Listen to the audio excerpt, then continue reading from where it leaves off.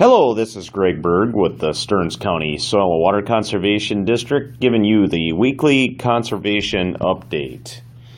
First thing I want to talk to you about is a report that came out recently from the Natural Resources Conservation Service, USDA, regarding our conservation effects and assessment, And this project quantifies the benefits from voluntary conservation. So people like you on the landscape that are doing conservation practices that are adopted on cropland fields across the country.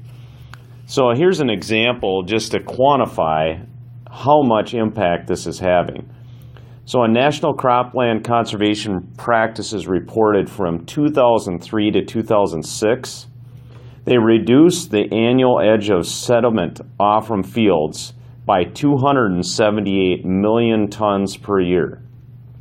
Again, 278 million tons per year. That's 2,600,000 train cars stretching 30,000 miles wrapping around the Earth's equator once, with over 5,000 miles of train left over. That's amazing, the amount of conservation practices and sediment loss, water quality improvements that can happen by landowners such as yourself out there doing conservation practices on the landscape. So this triggers the conversation of, if you're interested in conservation practices, to visit with our office as always. We are getting a suite of conservation practices that's always expanding with the new things that come up, new ideas, new information, and new programs that are thrown at us. We always want to share those with you, so contact us if you have questions. Next thing I want to talk to you about are some workshop and meeting opportunities that are coming up. It's kind of that meeting time of year. So we have the Stearns County Shoreland training. We partner with the Stearns County Environmental Services Department in our office, the Soil and Water Conservation District, and put on a conference every year. This year it is on Thursday, February 8th, 2018, at the Gorecki Conference Center on the College of St. Benedict. And you ask who might want to attend this. The main focus is on our contractors and excavators that do work in shoreland in the county. They are required to attend this training once every 2 years to be licensed within the county through environmental services to do this type of work. So we do see quite a few of these landscapers, excavators at this meeting, and it's a good way to network with others that way as well. We also see developers, people that own property on lakes and rivers, landscapers and landscape designers, architects, engineers, home builders and designers, and other local government officials or employees that work for other planning and zoning, environmental services departments, soil and water conservation districts, watershed districts. So some things that you might be interested in. You can find out what type of landscaping activities require permits in the county. You have a rain garden, maybe you put in a rain garden, learn how to maintain that and have it function. Find out how you develop your lakeshore to impact wildlife at a minimum and fish habitat. Learn what small-scale best management practice options you can do on smaller lots to protect water quality. Find out how to handle and dispose of contaminated soils. So if you have anything that you come across on your property, you know how to deal with it. And learn how to deal with acceptable alternatives to impervious concrete or asphalt surfaces like impervious pavers or permeable pavers. So there's some ways to get water to infiltrate even off from those hard surfaces. So the program goes like this. The agenda starts with welcome and opening remarks at 8:15. Registration actually starts at 7:45 in the morning. The first speaker is Christine Jurek from the Minnesota DNR. She's going to talk about AIS and equipment contamination and cleanup. So if we're doing excavation, or other activities around lakes, what do you do to make sure that you're not transporting that? Dave Nett and then one of the contractors, Todd Hodenfield of Heartland Landscaping, are talking about permeable paver systems. So ordinance related to that, as well as installation that Todd had done. Then Brad Vierkant with Prairie Restorations is going to talk about rain garden maintenance.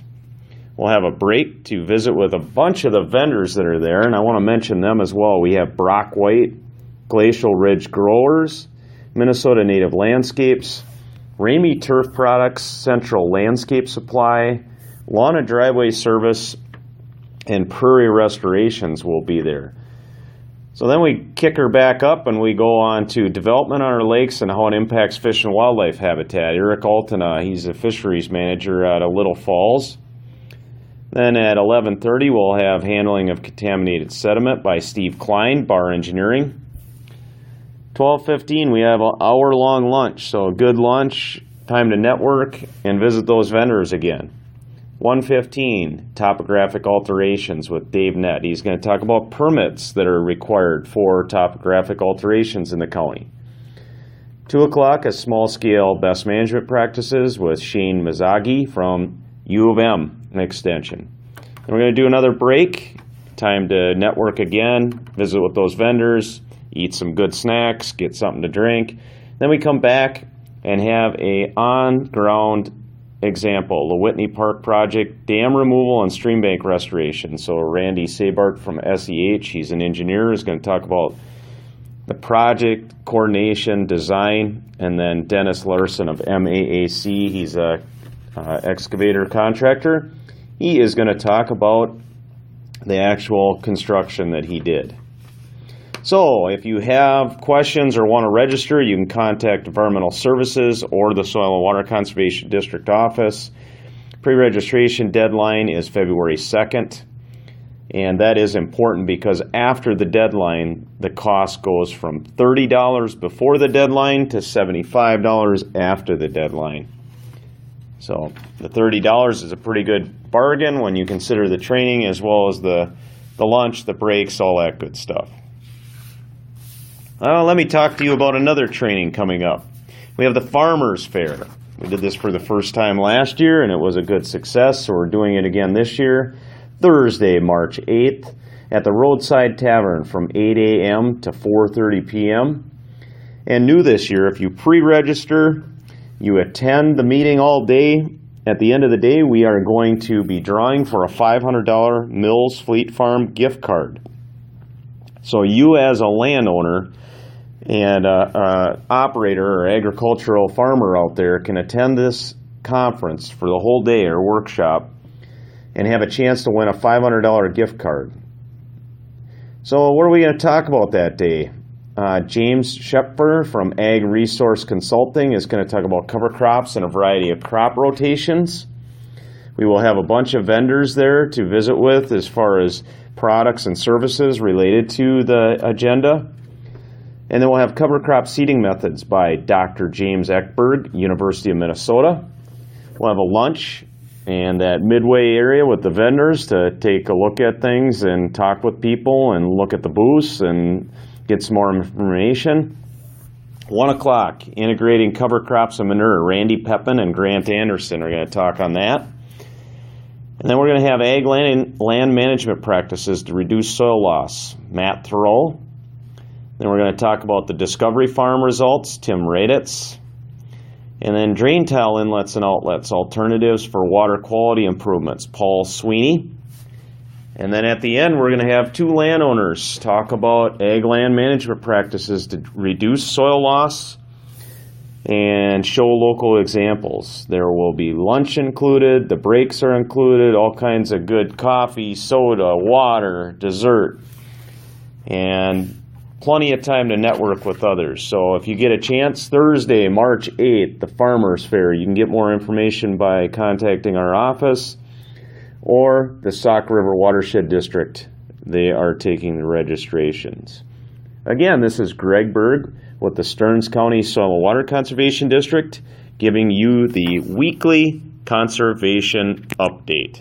Have a great day.